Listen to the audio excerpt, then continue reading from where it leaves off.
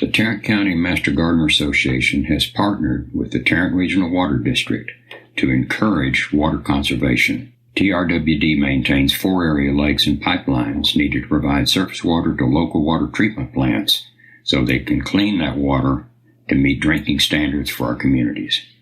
They also work with many cities in Tarrant County, such as Fort Worth, Arlington, Mansfield, and many others, to provide water conservation programs to the community. Conservation is an important water supply strategy to help meet the needs of our growing population. There are currently 2.3 million people living in Tarrant County, and this is expected to double over the next 50 years. At SaveTarrantWater.com, you can sign up for free weekly watering advice custom to your location. If you're a resident of Tarrant County, you can sign up for a free sprinkler's checkup where a licensed irrigator comes to your home, provides a comprehensive evaluation of your system with recommendations to reduce water waste. There's also an event calendar where you can find information about future classes and workshops. So be sure and check out SaveTarrantWater.com to sign up for their free services. Good morning. I'm Dave Wilson, Tarrant County, Texas Master Gardener, and we're here this morning to talk about tool sharpening. We wanted to cover some basic facts about how tools are actually made before we go out into the garden and actually show you some sharpening techniques. Every tool has a bevel on it. Now, I have a number of tools here. I have a garden mattock, and we'll look at how it's made. I have a common hoe. We'll look at how it's made and beveled, and a common shovel, and we'll look at those. So what we want to understand first is that tools all have bevels on them. All right, and the bevel is just an angle that's put on the blade. I'm going to draw this in very gross terms. So if this is the blade of a tool, and this is the point or the portion that cuts whatever you're cutting, or the edge of a shovel, this is the bevel.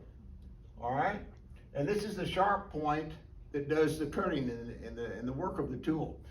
Over time, as we work in the garden, this becomes more and more rounded like that with wear and tear. So what we need to do to make our tools more efficient and effective is to reestablish the bevel on that. And we do that with a number of tools, and we'll be looking at those outside in just a minute here. But what we're going to be doing is grinding off the metal just a little bit at a time to reestablish the original bevel that was on the tool. So it looks like this again. Some tools are single bevel, which means they just have the bevel on one edge of the tools. Some tools are double bevel, and they'll look like this. Now an axe, and one of the edges on that mattock there we'll look at, looks like this. It's a big V, and the bevel is on both sides. So what happens with it as we use it, it becomes worn the same way and becomes rounded. And again, that's dull. In simple terms, that's what dull looks like. So what we do with it is exactly the same thing. But in this case, on a double bevel tool, we actually grind both edges equally. So we reestablish the original bevel. So it looks like this again. So we'll be talking about single bevel and double bevel outside. Now let me show you this. This is a double bevel. If you can get real close to a look at it here, you see it's ground with an edge on this side and a bevel on this side. But the other part of the tool is single bevel. It only has a bevel on this side. This side is flat. So if you look at it this way, this is the flat part, this is the ground bevel part. All right, now on shovels, and who sharpens shovels? Yes, you need to sharpen your shovel. The bevel on a shovel is always on the palm side of the shovel. So this will be the bevel right here that we're going to reestablish once we go out into the yard and get our tools and show you how to do that. So we're going to put a new bevel on this portion of the shovel right here. You will be amazed at how much more efficient and more easily this shovel works once the bevel is on there. When you buy a new shovel, there probably is no bevel or minimal bevel because the manufacturers don't want to take the time just to grind it on there. Okay, but we're going to show you how to do that.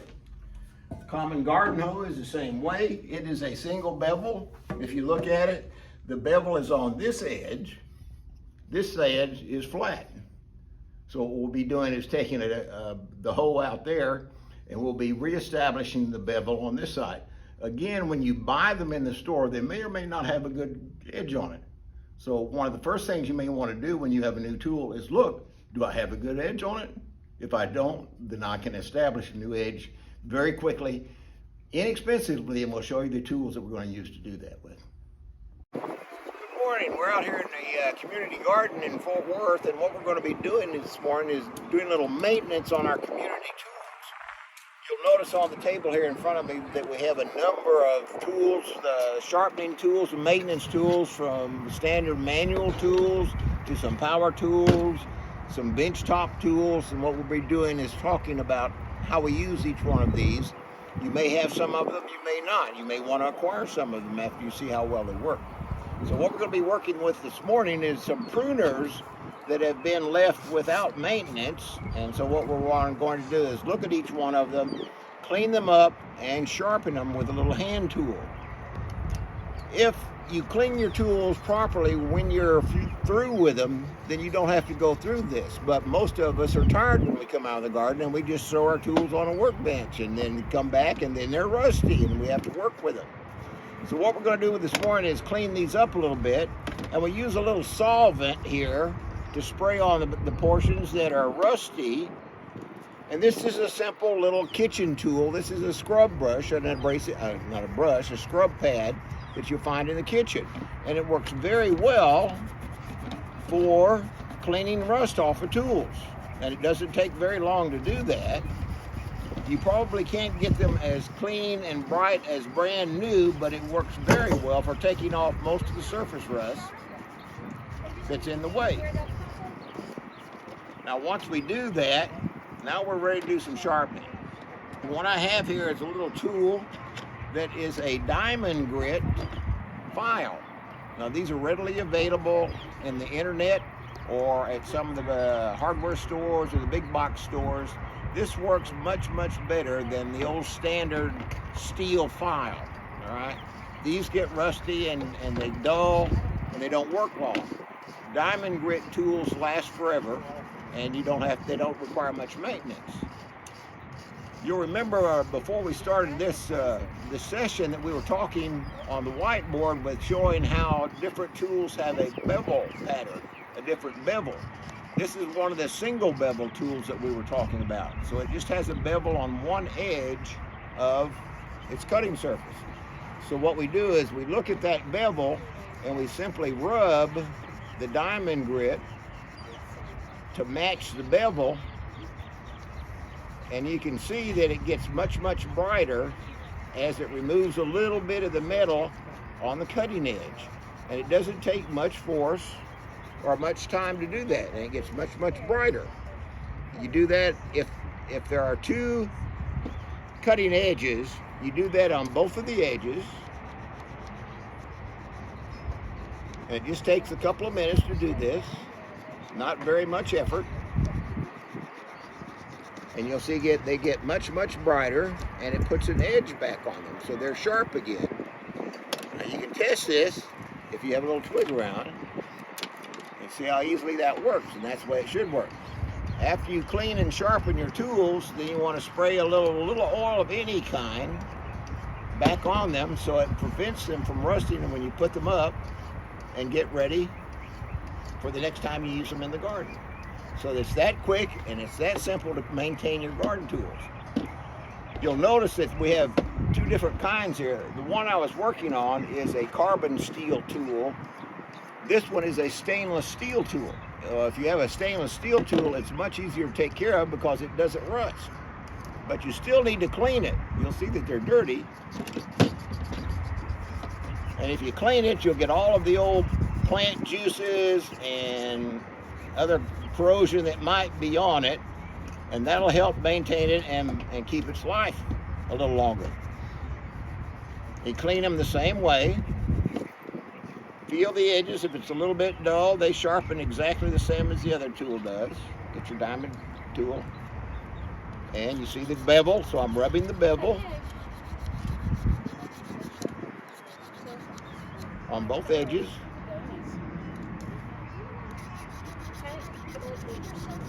like that. Now it's sharp again. And then you do the same thing with it. Put a little bit of oil on it, lubricate it. It just keeps it, it helps it to work a little bit better. You don't have to drown it, you just put a little bit on it like that. And then you store it, and it'll be ready to go again when you get ready to take it out of the garden the next time.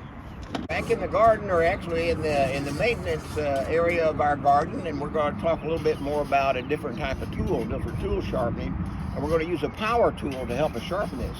Now this is a pair of standard head shears, and what I've done, I've loosened the nut that keeps them together, so this is very easy to do. You can do it with a standard socket set and a wrench. Some of them only require one tool to take it apart. Some of them require two. You can figure it out. What you want to do now before you take it apart is to look and see how it's put together, because they only go back together properly one way, and there's an order to the nut and the bolt and everything. If you have any doubts about it at all, you get out your standard multi-tool, otherwise known as a camera, and you take a picture of it so you can figure it out. All right, so we're going to take this apart, put our parts where we can find them. Okay, like that. Now we have two different blades. So what we want to do is, all of our tools, is we want to clean them up a little bit. So I'm going to spray some solvent on there, and I've got just some standard scrubbing cloth that you find in the kitchen. It's just an abrasive cloth, and we're going to scrub both edges of this carefully now, because they could be sharp, although we're going to sharpen them. And that gets a little bit of the surface rust off of them. Doesn't take much time. You can use sandpaper if you have sandpaper and a sanding block, or just use sandpaper by hand, a fine grit sandpaper, to remove the rust. That works fine. Steel wool works well. The main thing is to get a solvent, an oil-based solvent, that helps cut the grease, or not the grease, helps cut the rust off of it. Okay? And that just makes it a little easier to work with, and you can see what your tool looks like. Now, if you have heavy rust on it, and this one probably does, it should be bright and shiny, and I'll show you the difference here. Let me show you how this works. This tool, let me get her, is what's called a 4.5 inch angle grinder, all right? And it's just a sandpaper pad that's put on a motor. So when you turn it on, it's just going to rub the surface.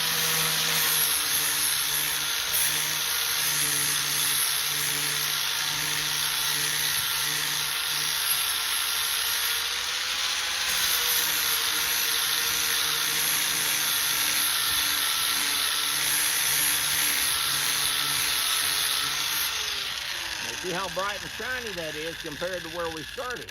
So this is an excellent cleanup tool. It's also a grinding tool when we start working on this edge, which is actually the cutting edge of the tool. It will cut the metal and put a new edge on it. And I'll show you how we do that.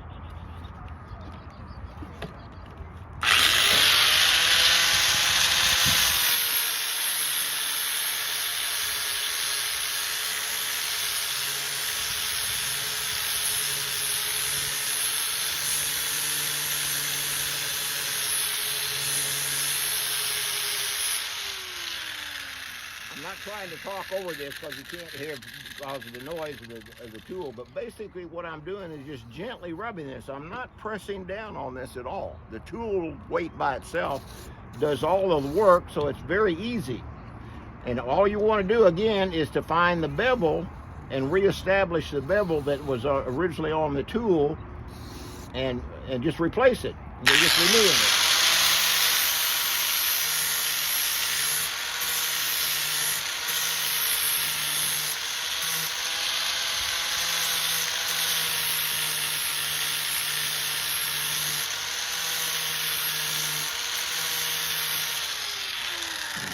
I want you to notice something.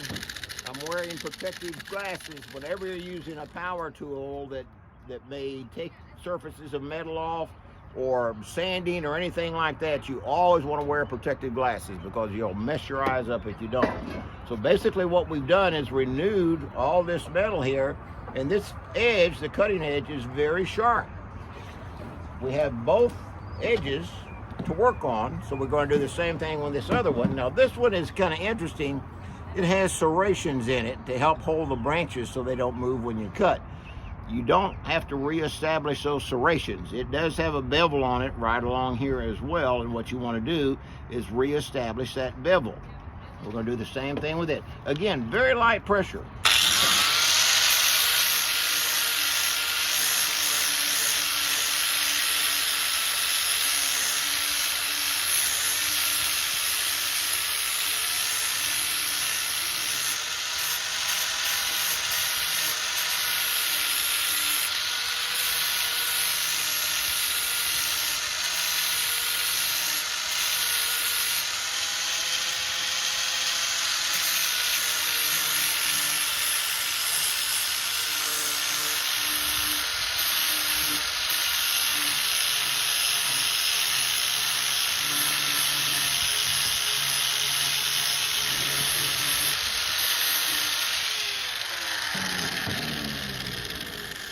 Again, what we've done is remove, you can see that, we removed the surface rust off of it, and we reestablished the bevel that was the original bevel. And we talked about single edge bevel and double edge bevel. This is a single bevel.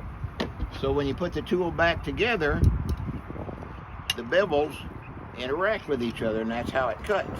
Now, so what we want to do now, after we've done all of this, we're just going to reassemble the tool, if we paid attention to it, okay? And it will be ready to go again. Put a little oil on it.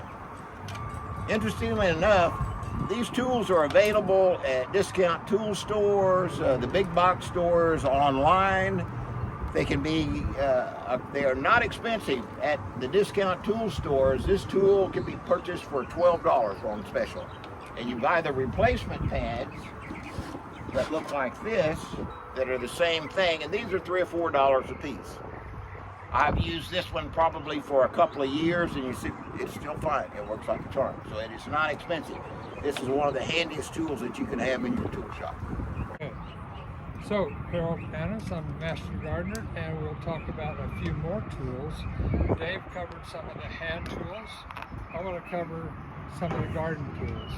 So I spend a lot of time in the vegetable garden. So one of my favorite tools, or torture instruments, is the hoe. And of course we've got to get it clean. To clean the hoe, we can use a wire brush, we can use a sanding block. So you're just going to get all the debris off of it. And I'm going flat across the hoe here. This particular hoe, where it's damaged, if you will, is right along this edge here. There's a lot of burrs that are on that edge. So we want to get those off. And we could do it and take a long time with a sanding block. We could use a file. Got that? And on this side, again, it's a single bevel, and this side that faces towards you when you're using the hoe is flat. So you want to make sure that you keep it flat.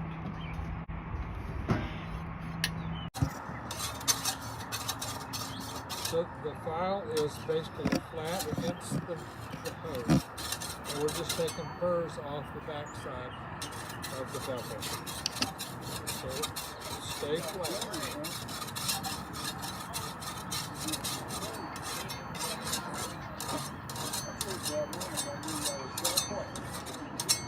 The angle grinder that David used there, it would work really well here. Okay. So the next step would be to put the bevel on. This is already beveled. Word of caution, when you buy a new hoe or a new shovel, it may not be beveled. So you may need to. So the other side of the paces away from you while you're using the hoe. And the favorite tool I have used is a file. And just go along at the same angle as the original, if it had one. Sometimes when you buy a hoe, it's not beveled yet, so just be aware of that. You'll be, if you take it home and start using it, you'll be trying to dig dirt with the flat surface, and it's going to wear you out real fast. So when I'm working in the garden, I'll take the file with me. Just put it in my pocket, and every row or so, just go back over the hoe, get it sharp, make the hoe do the work, not yourself. You know, it's still going to be hard work, and you're going to get hot when it's 110 degrees out. Don't do it when it's 110 degrees. Go out early in the morning, in the evening. There you go. So that's ready to go. It's that quick. And you'll save a lot of time if you keep the hoe sharp. Okay? The next is a shovel. Now, again, a shovel is a single bevel. It's beveled on the side, this side, the upside, and this side is flat. So if we wanted to clean it up,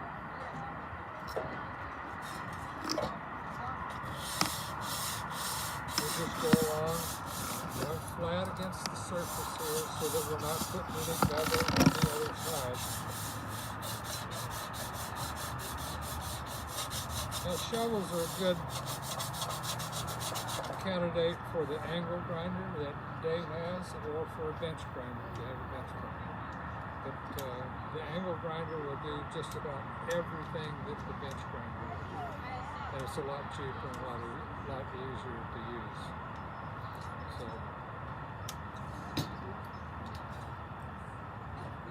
again, so we're going to, on this side, we will use the file. Okay, so this side is rounded and it fits in the corner here really nicely. This angle is about 40 degrees, okay? So it's not a real sharp 20 degrees. If you do that, then you're going to be sharpening it about every dig. So the broader angle give you a visual on 40 degrees, okay? So that I measured with a protractor, and that's 40 degrees.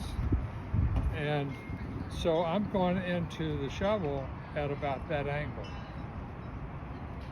Is that clear?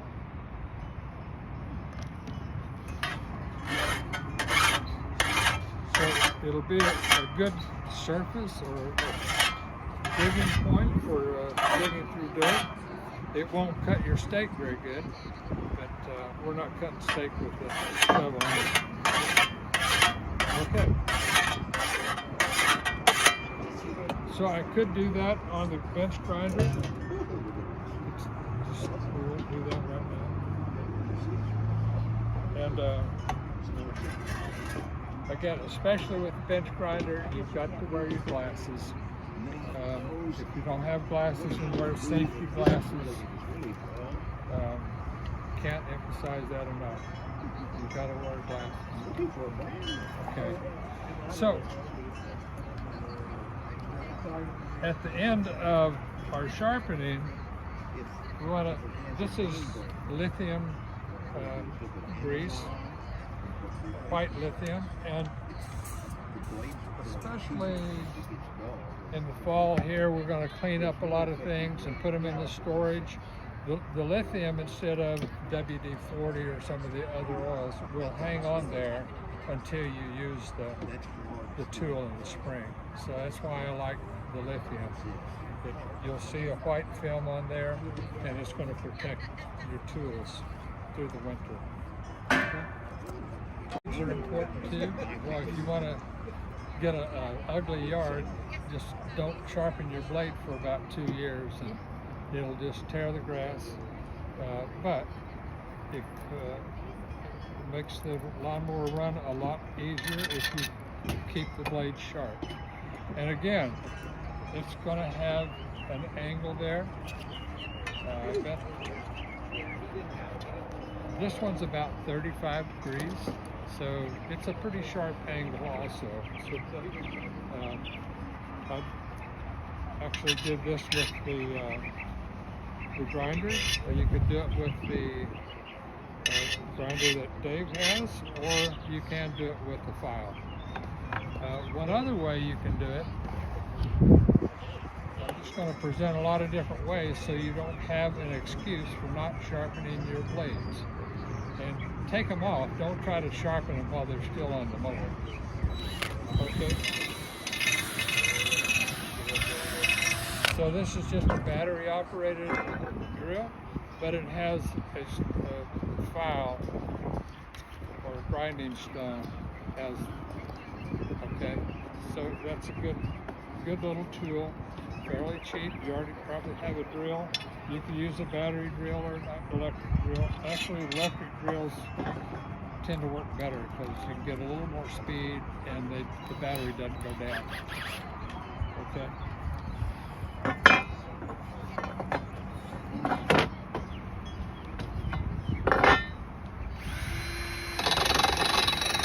Okay.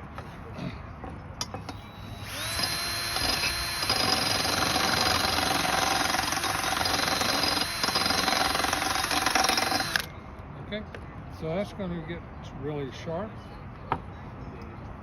and with the lawnmower blade, you want to use a fulcrum balance, so that fits right there, and it tells me that that end is a little bit heavy. You'll notice that it's hitting the ground or hitting the board, and that other end is not. So to level that out, it would take more off of this end to make it lighter. And then, just like the pharmacy scale, it would level out. Okay? Take all the debris off. Wire brush is always handy.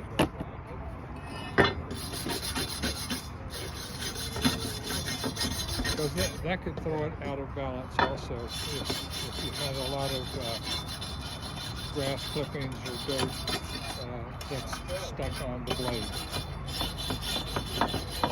Okay, good maintenance. Good time to do that is the winter time, because you're not going to have to stop in the middle of mowing. You're just going to get it done, and when you start in spring, it's going to be ready to go.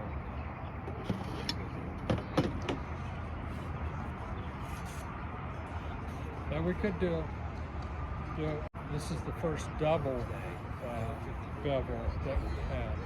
So there's a number of tools that we could use. First we would clean it up. And I think this one, we'll use that magic spray because it is pretty rusty. And this is called Blaster. It's got some chemical in it, penetration oil. So it's going to clean it up pretty quickly.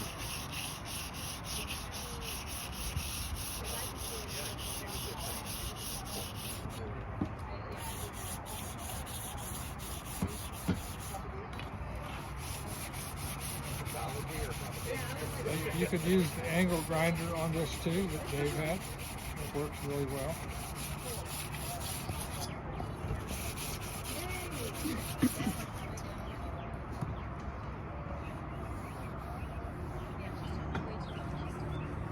Keep your fingers out of the way of the blade.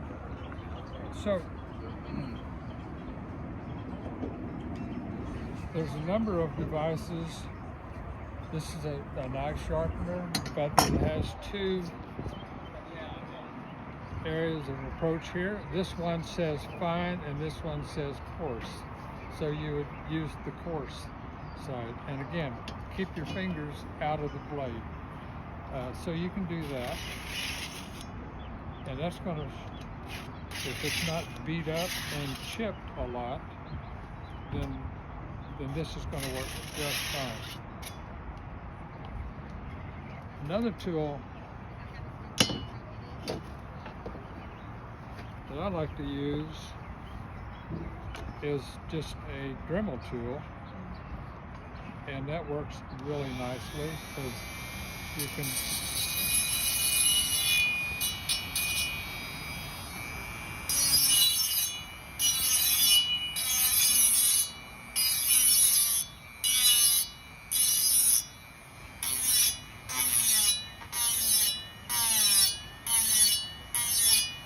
I think somebody's been digging with this, because the point is really pretty sad.